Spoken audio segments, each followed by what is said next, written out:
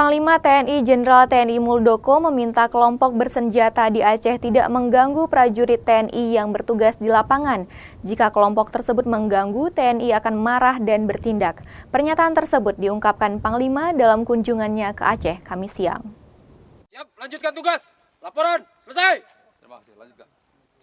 Menanggapi aksi penembakan dua anggota TNI yang dilakukan kelompok bersenjata beberapa waktu lalu di Aceh Utara, Panglima TNI Jenderal Muldoko kembali mengingatkan kelompok bersenjata di Aceh agar tidak mengganggu prajurit TNI yang bertugas di lapangan.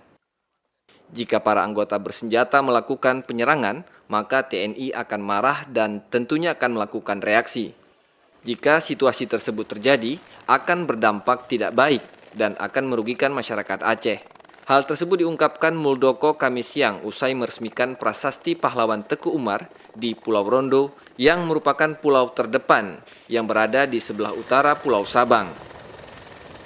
Saya ingin titip pesan kepada kelompok-kelompok kecil yang ada di Aceh ini. Jangan coba-coba mengganggu TNI. Sekali lagi, jangan coba-coba mengganggu TNI.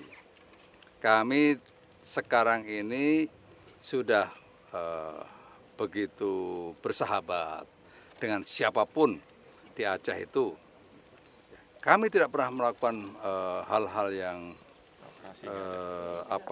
membuat kelompok-kelompok itu menderita, tidak. Tetapi jangan membuat TNI menderita. Itu pesan saya.